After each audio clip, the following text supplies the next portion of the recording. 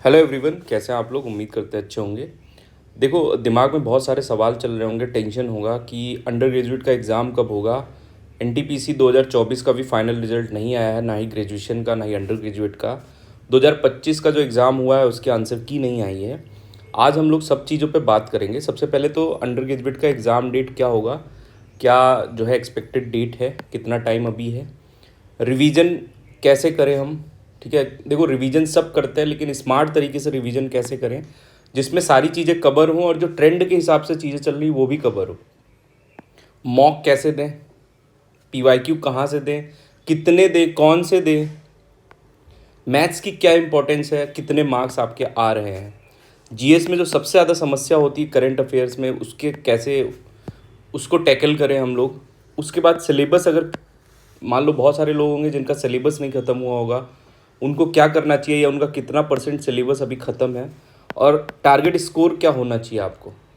Last में हम लोग बात करेंगे कि 30 दिन कैसे आपको यूटिलाइज करना है, मैक्सिमाइज कैसे करना है इन 30 दिन को, टाइम टेबल क्या होना चाहिए, पूरी ताकत लगानी है आपको। देखो, निगेटिविटी बहुत होगी दिमाग में, एग्ज़ाम्स के रिजल्ट नहीं आ रहे हैं, फाइनल रिजल्ट आने चाहिए। टाइपिंग को 2-2 साल हो गई वैकेंसी को। ठीक है, तो उन सब के बीच में हम लोग बात करेंगे बहुत सारी चीज़ों का। ठीक है, चलो स्टार्ट करते हैं वीडियो। सबसे पहले तो बात करेंगे कि अंडर ग्रेजुएट का एग्ज़ाम डेट कब होगा। देखो, ग्रेजुएशन का एग्ज़ाम डेट आपको लोगों को पता है कि ग्रेजुएशन जो है 27 मार्च को ख़त्म हुआ है। मैंने बताया था आंसर की 2 या 3 तारीख के बाद ही आएगी। आज तीसरी तारीख है और उम्मीद है या तो आज आ जाएगी, नहीं तो मंडे को आपको हर हालत में आंसर की देखने को मिल जाएगी।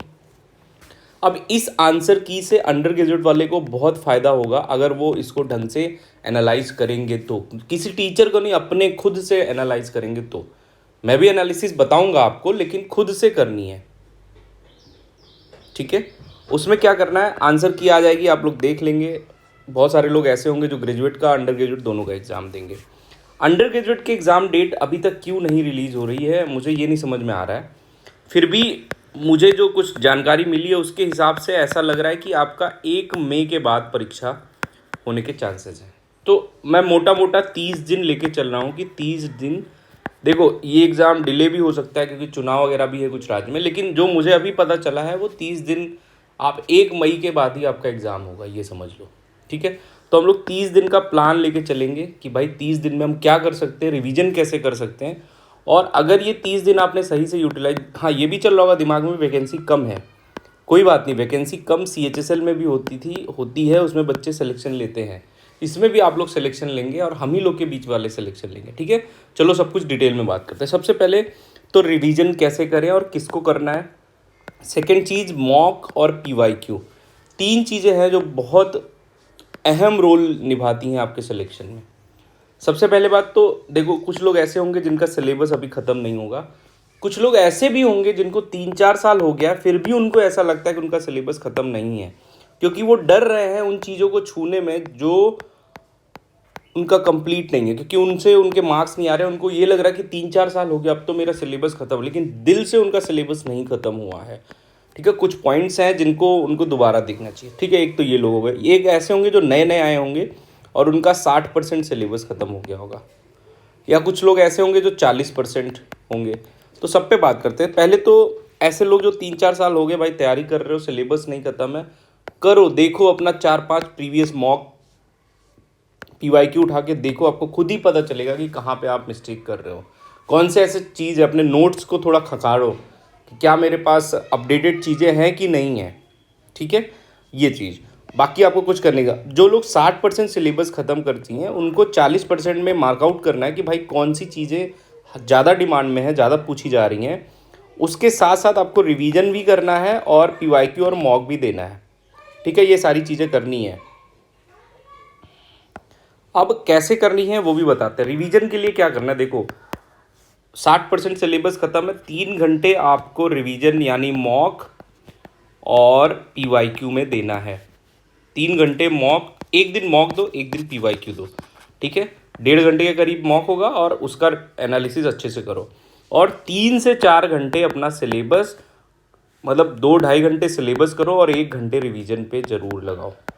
ठीक है, अब सिलेबस में देखो करंट अफेयर तो आपको करना ही करना है, बाकी जीएस में जो भी बचा वो करना है, और मैथ और रीजनिंग को भी नहीं छोड़ना है।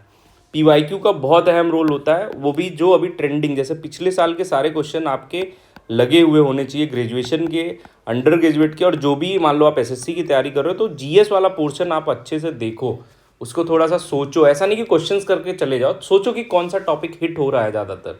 जब आप कई बार उसको करोगे ना, एक बार में ये चीज़ें नहीं आती, जब 4-5 बार रिवाइज करोगे तो आपको चीज़ें समझ में आएंगी। ठीक है, ऐसे रिवीजन आपको करना है और एक कॉपी बना के आपको मार्कआउट करना है कि मैंने आज क्या किया शाम को, ये चीज़ समझो। आगे बढ़ते हैं। देखो, एक एक जो मैं हर वीडियो में अपने बताता हूँ, एक मिथ है लोगों के मन में कि जीएस नहीं तो सिलेक्शन नहीं। मैं भी मानता हूँ जीएस नहीं तो सिलेक्शन नहीं, लेकिन जीएस कितनी? जीएस अगर आपके 40 क्वेश्चन आ रहे हैं ना और आप 50% भी कर लें तो आपका सिलेक्शन डेफिनिट है। कब? अगर मैथ्स में आपके 99-98% मार्क्स आ रहे हों तो सबसे पहला प्रश्न तो यही करना चाहिए कि क्या भाई जो मैक्सिमम बच्चे 98-99 ला रहे हैं वहाँ पे मैं पहुँच गया हूँ, और नहीं पहुँचा हूँ तो क्यों? मुझे 4-5 साल हो गया, 3-4 साल हो गया तैयारी करते हुए, अभी तक मेरे मैथ्स में 140 या जो भी है फुल मार्क्स क्यों नहीं आ रहे हैं? और यही सेम चीज़ आपको रीजनिंग में पूछनी चाहिए। ठीक है, अब देखो, ग्रेजुएशन का जो एग्ज़ाम हुआ है उसके लिए हम, क्योंकि एनटीपीसी अंडर ग्रेजुएट के बारे में बात कर रहे हैं, तो ग्रेजुएशन में कुछ एडवांस मैथ के भी टॉपिक छुए गए हैं। अभी एग्जैक्टली हमको नहीं पता कितना टफ हुआ है, लेकिन ईजी ही था जो लोग बता रहे थे। एसएससी वालों के लिए तो ईजी था। तो आंसर की आने के बाद उन सारे टॉपिक्स के अकॉर्डिंग आपको क्वेश्चंस करना है। ठीक है, मैं सारी चीज़ें बता दूंगा आपको बाद में कि वो तो करना ही करना है। और मैथ्स में जो कैलकुलेटिव चीज़ें हैं ना उसको आप करो। जैसे कैलकुलेटिव वाले सवाल आपने पहले दिन किए, वो आपको टफ लगे, 2 मिनट का टाइम लगा, दूसरे दिन करो उसको, तीसरे दिन करो, आप शॉर्ट ट्रिक खुद ढूंढने लगोगे। आप क्या है ना, जो स्टेप्स हैं उसको आप जब लैप करने लगोगे, 2 स्टेप ऑटोमेटिक आपके माइंड से जाने लगेगा, उस समय आपकी मैथ तगड़ी हो जाएगी। और मैथ्स में पूरे मार्क्स लाने हैं। अभी फिर से सिलेबस उठा के देखो और कहाँ से गलती हो रही वो चीज़ देखो। मैथ में बिल्कुल गलती, मैथ और रीजनिंग में आप नहीं सर्वाइव कर सकते इस एग्ज़ाम में, मैं बता दे रहा हूँ। ठीक है, आगे चलते हैं। जीएस और करंट अफेयर सबसे बड़ा सिरदर्दी है, और कई सारे लोग ऐसे होते हैं जिनका मैथ रीजनिंग भी नहीं तैयार होता है, वो अपने बहाने बना देते हैं, अरे भाई जीएस मुझे नहीं आती। क्यों नहीं आती भाई? जो सिलेक्शन ले रहे हो किसी दूसरी दुनिया से आ रहे हैं, वो भी तो यहीं से पढ़ रहे हैं जो आप पढ़ रहे हो। तो एग्जैक्ट चीज़ें आप पढ़ना शुरू करो ना, पेपर का पीवाईक्यू सॉल्व करो, पीवाईक्यू के बाद एक ही सोर्स का मल्टीपल टाइम पढ़ो।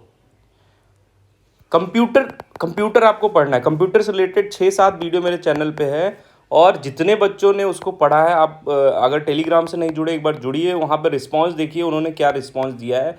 लगभग सारे क्वेश्चन इसी 6-7 वीडियो से आए हैं। इसमें क्वेश्चंस भी बहुत सारे हैं, तो अगर नहीं देखा तो देख लो जाके, मन करे तो, नहीं तो इधर उधर की वीडियो देखनी तो बहुत सारी वीडियो इंटरनेट पे हैं, देख सकते हैं आप। ठीक है, दूसरी साइंस को देखो, मैं पहले साइंस में 2024 में ज़्यादा क्वेश्चंस नहीं आए थे, लेकिन अगर आप साइंस बैकग्राउंड से हैं तो साइंस को आपको अच्छे से पढ़ लेना चाहिए। नहीं भी हैं तो भी अगर टाइम मिले तो पढ़ लेना चाहिए, ये स्कोरिंग टॉपिक्स होते हैं। करेंट अफेयर्स में कितना भी पढ़ोगे ना, 50% अगर कर ले गए तो आप 30 मार्क का हो। मतलब 12 क्वेश्चन आ रहा है, अगर आप 4-5 कर ले रहे हो तो दैट इज़ गुड, बहुत ही एक्सीलेंट वाली कैटेगरी में आओगे।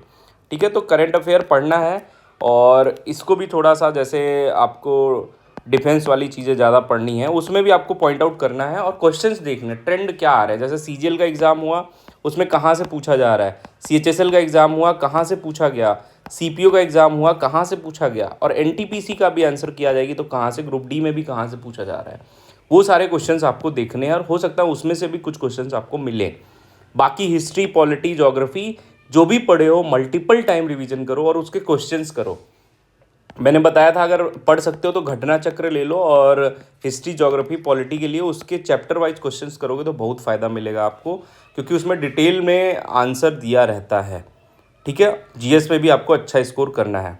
अब 30 दिन है, पूरी ताकत लगा दो का मतलब क्या है कि 30 दिन में कोई भी आपका ऐसा जो आप कर सकते हो वो बचना नहीं चाहिए। मतलब मैथ्स में कोई भी फॉर्मूला रिवीजन हो गया, या जो चैप्टर आपके छूटे हों, कैलकुलेशन आपको स्ट्रॉन्ग करनी है, ये आपके दिमाग में होना चाहिए। डेली कैलकुलेशन पे 10 से 15 मिनट दो, फॉर्मूले रिवाइज करो, क्वेश्चंस जो आपने स्टार बनाए हों, हैज़ मार्क्स आउट किए हों, जो आपने मॉक में किए हों, मार्क क्वेश्चन पीवाईक्यू में किए हों, वो सारे क्वेश्चन आप गो थ्रू हो जाओ, फिर ही आगे रिवीजन के लिए बढ़ो। रीजनिंग में सेम चीज़ करनी है, कुछ नया नहीं आ रहा है, पजल वाले क्वेश्चन हमको ढंग से करने हैं। बाकी कोई भी क्वेश्चन हो उसको मल्टीपल टाइम रिवीजन करो। लॉजिकल रीजनिंग के 300 से 400 क्वेश्चन आपकी कॉपी में होने चाहिए, उससे आगे नहीं आएगा। जो भी नए क्वेश्चन मिले उनको खटाक से उसी कॉपी में नोट कर लेने हैं, ठीक है। जीएस को मैंने बताया आपको रिवीजन करना है, कितने घंटे आपको देने हैं ये आप पे डिपेंड करता है। कि मैथ मान लो आपकी तैयार है, आपके अच्छे नंबर आ रहे हैं, 28 नंबर आ रहे हैं, ठीक है, तो 30 में 28 30 आ रहे हैं ऐसे आपके, तो आप डिफाइन कर लो 1 घंटा 1.5 घंटा जो भी देना है। रीजनिंग में 1 घंटा इसमें 2 घंटे, तो 2 2 4, बाकी 4 घंटे तो आपको रिवीजन करना ही करना है, करेंट अफेयर वगैरह पढ़ के, ठीक है, जो चीज़ें बची हैं वो सारी चीज़ें करके। अब लास्ट में टारगेट स्कोर देखो, बहुत सारे लोग बहुत सारी चीज़ें बात करेंगे, इसमें कट ऑफ बहुत हाई जाएगा, ये जाएगा, जाएगा, नो डाउट जाएगा, लेकिन आप पढ़ रहे हो तो ये सोच के तो नहीं पढ़ रहे हो कि कट ऑफ कम जाएगा तभी मेरा सिलेक्शन होगा। आप ये सोच रहे हो कि सिलेक्शन लेना है, ये नहीं सोच रहे हो कि कट ऑफ कितनी, बस ये सोचो कि सिलेक्शन लेना है और अपना 100% देना है। अभी मैं टारगेट स्कोर के बारे में नहीं बात करूँगा, लेकिन आप लोग अपना मैक्सिमम दो। मैंने जो बताया है कि मैथ रीजनिंग में पूरा करने की कोशिश करो और जीएस में 50%, तो आपके चांसेस बहुत अच्छे से बन जाएंगे, ठीक है। ये सब करो। बाकी अगर टेलीग्राम से नहीं जुड़े हो तो जुड़ लो। ग्रुप डी के लिए भी हम लोग साइंस की फ्री क्लासेस लाने वाले हैं, कंप्यूटर के लेक्चर्स 6 पढ़े 7 उसको देख लो, एक्स्ट्रा क्वेश्चंस भी हम ऐड करेंगे आंसर की के बाद उसमें, ठीक है। पढ़ते रहो, कोई भी डाउट हो तो आप इंस्टाग्राम पे जुड़ सकते हैं, टेलीग्राम पे, चैनल पे नए हो तो सब्सक्राइब कर लो। चलो पढ़ते रहो, ऑल द बेस्ट।